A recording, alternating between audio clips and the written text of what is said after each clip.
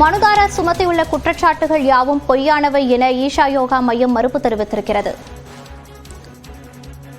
இது குறித்த கூடுதல் விவரங்களோடு இணைகிறார் நமது செய்தியாளர் சுரேஷ். வணக்கம் சுரேஷ், இது குறித்த விவரங்களை பதிவு பண்ணலாம்.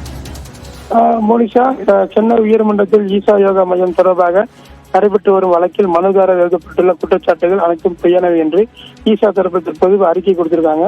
ஈஷா அறக்கட்டளை சத்குரு அவர்களால் யோகா மற்றும் ஆன்மீக மக்களுக்கு வழங்கப்பட்டு வருவதாகவும், இந்திய அரசியலமைப்பு சட்டம் ஒவ்வொரு மனிதனுக்கு குறிப்பிட்ட வயதுக்கு பிறகு அவரது வாழ்க்கை பாதையை தேர்ந்தெடுக்க சுதந்திரமாக ஞானத்தையும் வழங்கியுள்ளதாகவும் ஈஷா தரப்பில் கூறப்படுகிறது. ஈஷா யோகா மையம் திருமண ஆகாத ஆயிரக்கணக்கான மனிதர்கள் மற்றும் பிரம்மச்சாரிய பாதையில் இருக்கும் ஒரு சிலரின் இருப்பிடமாக இருக்கிறது.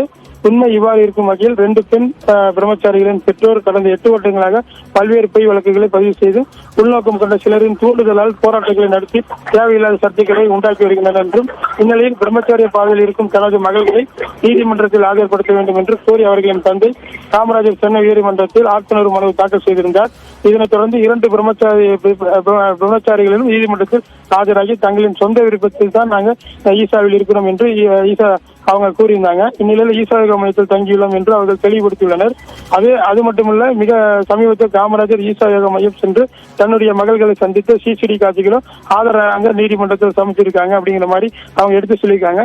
தொடர்ந்து இதே மாதிரி பொய் வழக்கு பதிவு பண்ணி பொய் பிரச்சாரம் பண்ணுவது மீது ஈஷா தரப்புல கடும் நடவடிக்கை எடுக்கப்படும் என்று சொல்லி இப்ப தற்போது அறிக்கை கொடுத்திருக்காங்க. மனிஷா, விவரங்களுக்கு நன்றி சுரேஷ்.